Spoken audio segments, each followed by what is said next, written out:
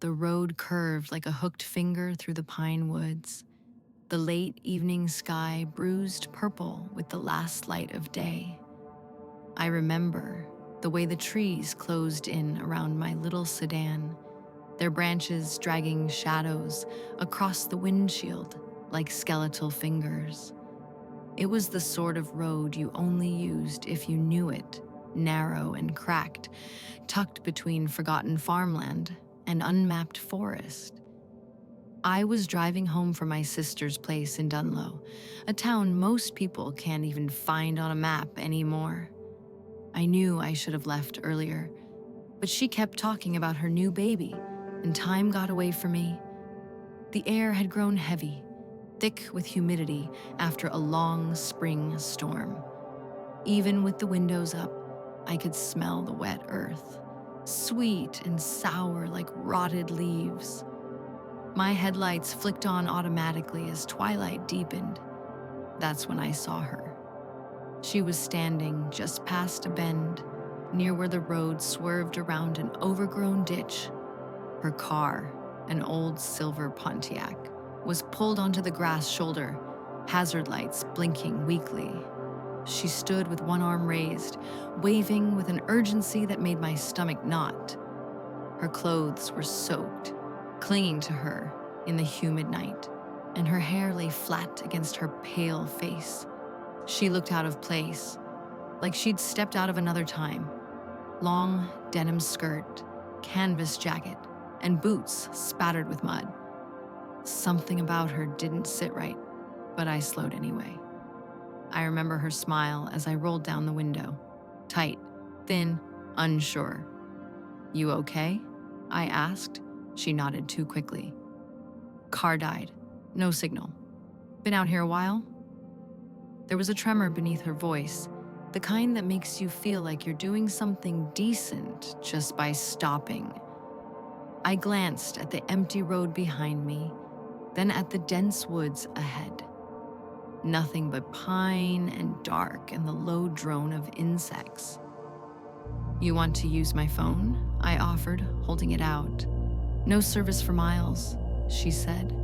"Would you mind giving me a ride to the next gas station? It's not far, just a few minutes down." I hesitated. She shifted on her feet, eyes darting toward the woods like she was afraid of something in there. That did it. I remembered what my mother always said: "You help people when you can." So I unlocked the passenger door. She slid in, wet clothes squeaking against the seat, and buckled up without a word. We drove in silence for a few minutes. The road narrowed further, swallowed by forest.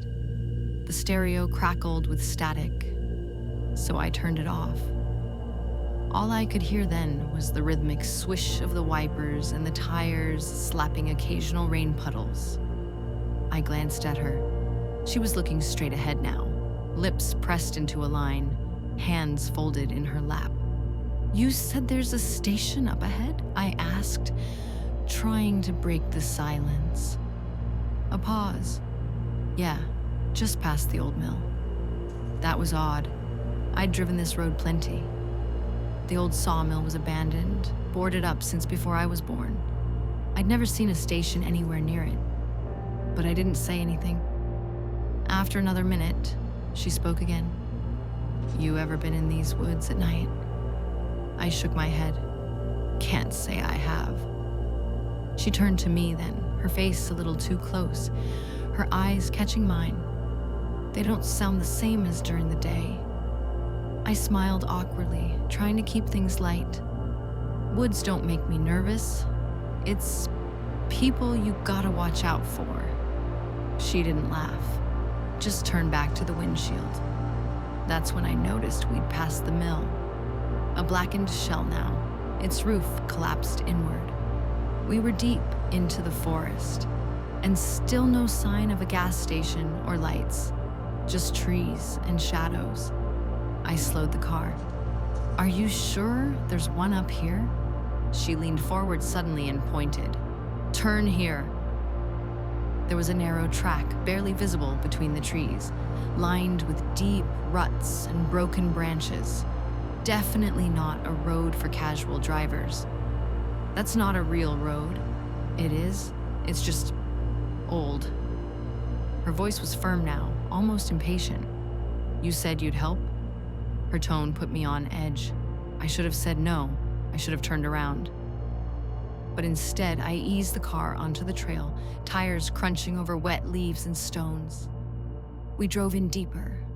Branches scraped against the windows, and the air grew colder, riddled with the smell of decay. I could feel my pulse in my throat now, a dull hammering. How far is it? I asked. She didn't answer. When I turned to look at her, she was smiling. Not the nervous, grateful smile from earlier, but something colder, wary, as if she were watching me like a bird of prey watches something smaller. I know who you are, she said softly. The words stunned me. I stared at her, my hands tightening on the wheel. What? I've seen you before. You used to come through town for visits. You're Emily, right? My mouth went dry. How do you know my name? She didn't answer, just nodded to herself like confirming something. I stopped the car right there on the trail. Get out, I said. My hands were shaking, but I tried to sound firm. Get out of my car. Her eyes softened then, or dulled. It's already too late for that. The woods beyond the car suddenly felt alive. Branches creaked though there was no wind. And somewhere far off, a sharp rustle broke the night silence. Like footsteps. My heart raced. I reached into my purse, fumbling for my phone. No signal, just like she'd said. I looked up, and she was gone. The passenger door hung open, swinging slightly. I hadn't even heard it open. I sat frozen, ears straining. The forest was silent. Then, from the shadows just ahead, I saw movement. A figure moved across the trail, slow, deliberate. It wasn't her. There was another person. I slammed the car into reverse, the tires spinning in mud, and backed hard down the trail until I hit the main road again, the car bouncing on its shocks. I didn't stop.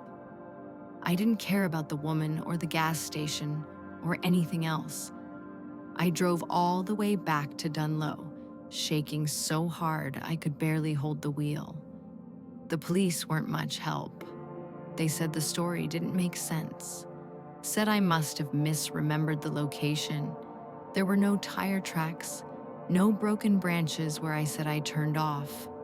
Nothing to prove I'd gone into the woods at all. They asked if I'd been drinking. They implied I'd imagined it. But a week later, they found a car. The same one. A silver Pontiac, abandoned near Ditch Hollow, just outside of town. The inside was stripped, but they found a few hairs in the trunk.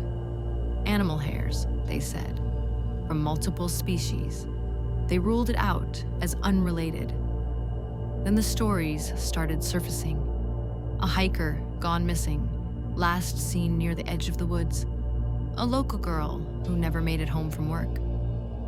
They all vanished along this same stretch of road. Each time, people said they'd seen someone waving for help on the shoulder. A woman near a car. All was just after dusk. I kept quiet after that. I moved away. But I still look over my shoulder when I drive at night. And I never stop for anyone waving from the side of the road. Because kindness can be a trap. And I think she's still out there, waiting for the next one to stop.